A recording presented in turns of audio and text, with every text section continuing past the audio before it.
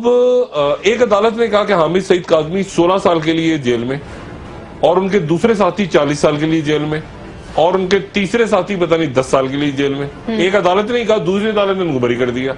ये क्या तमाशा है भाई? मैंने थोड़ी सुनाई थी हामिद सईद काज़मी साहब को सजा, कोई मैंने सुनाई थी? अदालत ने सुनाई थी।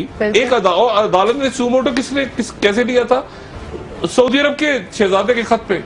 अब एक अदालत कह रही है 16 साल कैद, दूसरी अदालत ने बरी कर दिया, अब कोई तीसरी अदालत में फिर पकड़ ले। मतलब ये एक निजाम अदालतों का भी तो मुल्क में दुरुस्त होना है ना, जो यकीनन जो सुप्रीम कोर्ट के जजेस बार बार कहते हैं कि हम इलेक्टोरल ये जुडिशियल रिफॉर्म्स, देखिए जुडिशियल रिफॉर्म्स नहीं हो 4, 5 या 10 होंगे, ये बहुत बड़े बड़े जिन्नात किस्म के वकला, वो 5 करोड़ फीस और 6 करोड़, उसने यरगबान बनाया हुआ है वकला को भी।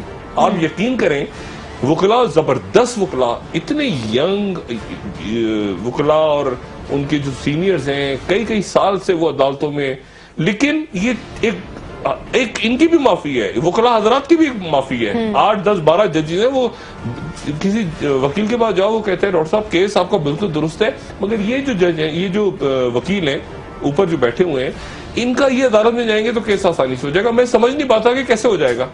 यानी मैं एक फलां वकील को करूंगा तो मैं कैसे केस जीत जाऊंगा, मैं दूसरे वकील को करूं तो मैं केस हार जाऊंगा। आर्गूमेंट्स हालांकि एक ही होंगे कि क्या माफिया बनी हुई है भाई?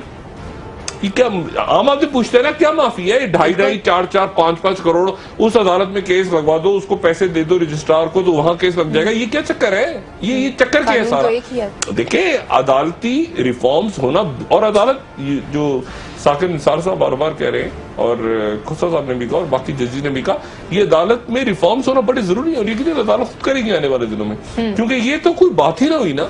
ये क्या बात हुई कि यानी आप जाते हैं और आप यकीन करें, वो नीचे बैठे होते हैं अदालत के नीचे, वो जो रजिस्ट्रार या उनकी दफ्तर में, रजिस्ट्रार नहीं, नीचे दफ्तर में बैठे होते हैं, वो पैसे पकड़ते हैं। आम आदमी पैसे पकड़ के केस लग जाता है, वरना वो ख्वार होते रहते हैं लोग 12।